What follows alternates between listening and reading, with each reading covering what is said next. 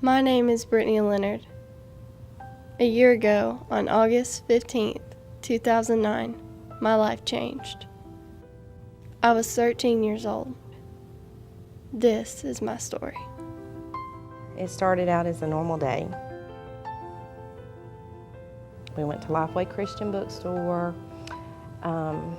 She found a t-shirt that she really wanted, asked me if I'd buy it.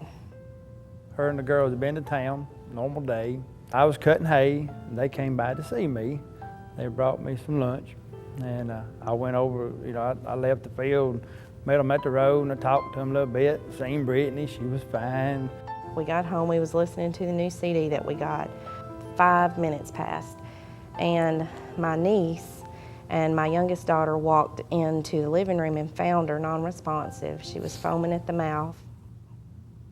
Less than an hour later, I get a phone call, a very disturbing phone call. I couldn't understand what they were saying. I thought it was the kids just pranking their dad, they had done it before. I called her name, nothing. I picked her up and I snapped her, calling her name, nothing.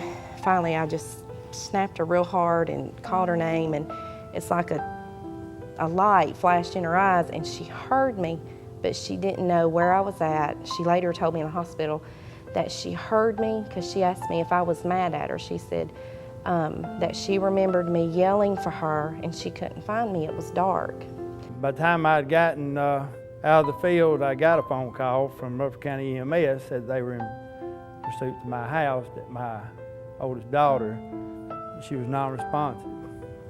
For some reason, I opened up the front door to watch for the ambulance, and my mom started coming up the driveway, and then my dad started coming up the driveway, and then Scotty was coming up the driveway, and then Scotty's parents was coming up the driveway, and I couldn't understand why that God had wanted all of these people to see what was happening when we were expecting none of them to be at the house. And I run in the house, and I find my oldest daughter laying in the kitchen floor. My wife's over, and she's sitting there like a baby, just folded up. The doctors take her in. They do spinal taps, draw blood, everything they know to do. Less than 40 minutes, the doctor that was seeing over come to us. She said, "We don't know what's wrong with your daughter. Y'all need to pray, and we're sending her to Children's." Every time we asked them for any kind of explanation, the answer was the same: we don't know. We don't know. There's no explanation. We don't know. All we want to know is what's wrong with her, and is she going to be okay? And for a long time, all we could get was, don't nobody know. Immediately, she was on life support because she wasn't breathing, non-responsive, and the doctors were telling me all night long that she may not never wake up, she may never walk again, she may never live a normal life again. They just didn't know. She could wake up and be totally fine. They just didn't know. Told the doctors that we wanted to be with her at 10 o'clock because we knew that the church would be praying for her, and we knew, that the Lord was going to move on her. We just knew it. The test that was supposed to be at 8 o'clock actually got put off until 9.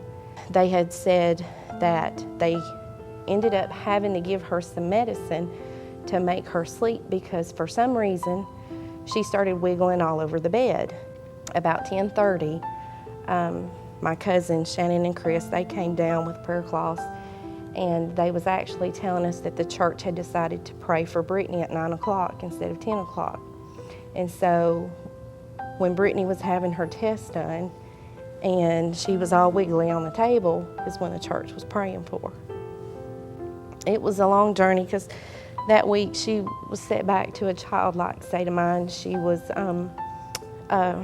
confused on people and situations, didn't know letters from numbers, but each day improved. And on Friday, they wanted to send her home.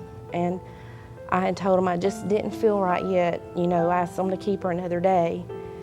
And they said, okay, we'll keep her one more day. And they told her that she was okay to go down to the cafeteria.